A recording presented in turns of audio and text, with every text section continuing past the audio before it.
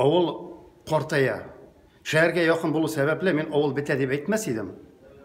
Авыл битү ягында түгел әле. Картая. Яшь вакытта шәһәргә чыгып китеп, шәһәрдә гомер иткән кешеләр, шушы авыл кешеләре хәзер ул яшькә җиткәч авылга кайталар, үз авылларына кайталар. Шул сәбәптән авыл картая. Тел русчага әйләнеп бара. Даже менә шушы уже улыгына яшьтәге ниләр, абзыйлар, значит, апалар әйбит. Русча сөйләшәләр. Алар русча сөйләшкәстен, балалар тем более русча сөйләшәләр. Менә минем үземнең оныклар авылга кайталар. Авылда йортыбыз бар. Алар кайткачтан, значит, минем тормыш иптәшем особенно ул якка без русча белмибез, только татарча. Без татарча сөйләйбез, оныклар русча сөйләй. Садикта гомумән татар теле юк бит хәзер. Менә оныкчыкка 5 яшь, ул бәйрәмнәргә русча шигырь бирәләр. Без өйдә татарча шигырь өйрәтәбез аларга. Эшмәкәрләр русча дип әйтмәс, хәзер кыенлыклардан бик каршылыклар бик күп бит. Шуның белән башлап җибәрү кыен аны хәзер. Бик каршылыклар финансовом отношении, поддержка белән инде бит. Анасын халык та бик ял калган хәзер. Әлеге халык түгел бит.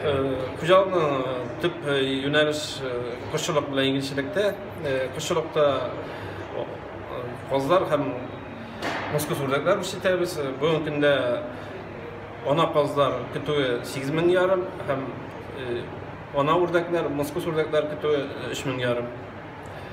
Төп эш алардан йомырка алып, бәбкә чыгарып, бәбкә сату. Бәбкә сатуның географиясы зур, bir 10-15 төбәккә сатабыз Рәсәйнең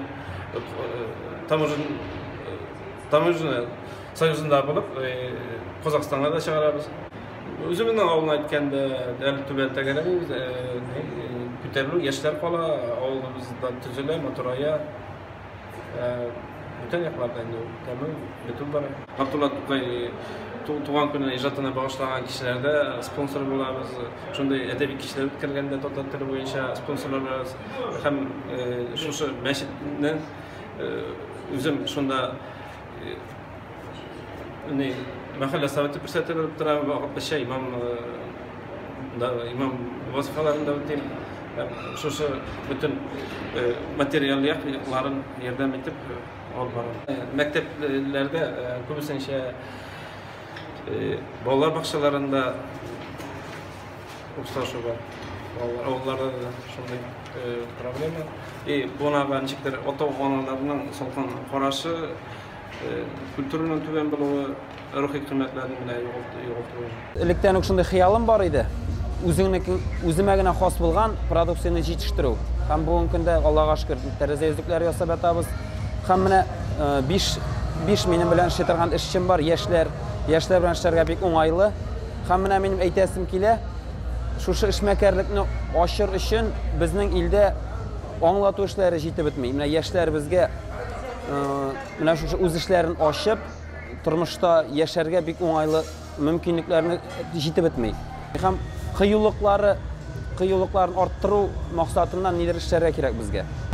Иң беренче курку үзеңнең җитештергән товарыңа сату, реализациялау. Менә халык шуннан курка. Нидер алар әлбәттә инде башлап җибәргәндә, мәсәлән, яңа гына укып бетергән 5 ел укыган егет авылына кайтты, ул үз эшен башлыйсы килә.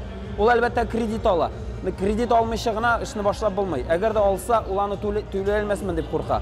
Һәм төп курку монда үз товарыңны сата алмаудан курка. Менә шуңа әзрәк хөкүмәтебез ярдәм итсә, эшли башлаганнарга товарларын чит өлкәләргә чыгару белән, мәсәлән, менә шуның белән ярдәм итсә һәм менә 5%-нырак финанс ярдәм күрсәтсә, бу әлбәттә эшмәкәрләребезгә бик зур ярдәм булыр иде. Менә бушап калган зданияларыбыз бар, безнең биналарыбыз һәрбер районда да бар. Алар бүгенге көндә су агып, үтеп утыра. Менә шуларны кешегә биреп, һәрберсен дә шунда кеше шөгыльләнеп ятсалар, буш табылмас, эш урыннары да булыр иде. Һәм авылларыбыз әлбәттә чәчәк атар иде. Әгәр яшьләр әйтәләр икән, куркабыз башларга. Белеп бетмибез, дөрес түгел. Батыр булырга кирәк, башларга кирәк. Башланган эш, туктамасаң, дәвамы белән максатына ирешелгән эш. Берничә куркырга кирәкми. Яшьләргә минем киңәшем шул. Башларга бер вакытта соң түгел. Biz başlanganda ağır idi. Bizni anlamıyorlar idi. Bizge karılar idi kapitalist itip. Bizge karılar idi halk düşmanı itip. Bizni xalq dushmani ketirib suratlilar edi. Bizning turda shunday suratda gazetda bo'lmasin, radioda bo'lmasin, televizorda bo'lmasin, butun dunyoga fosh etib, dushman shunday yovuz kishi deb ko'rsatalar edi. Hozir dunyolar almashindi, o'zgardi. Har zamonning o'z o'g'irligi bor. Bugun finansiy sistemada o'g'irliklar bor. Bugun yog'ulik, moy hokining bayasining, texnikaning bayalari ko'tarib o'g'irligi bor. У нас очень много в Сызрани вот таких проблем, которые нельзя купить вот такую продукцию, как здесь. Я купил сегодня на этой выставке гуся копченого. Это я уже мечтал многие годы. У нас вообще в населенных пунктах, пригородах Сызрани очень запущены все вот эти сельскохозяйственные дела. Люди хотят заниматься на земле, выращивать. У нас в Самарской области заброшены все садоводческие огородницы, не принимают меры. Какая-то коррупционная связь между председателями садоводческих коммерческих предприятий и комитетами имущественных отношений. Они совмещают друг друга, поэтому нам бы нужна вот такая помощь, как у вас. Видно, что сверху все это идет.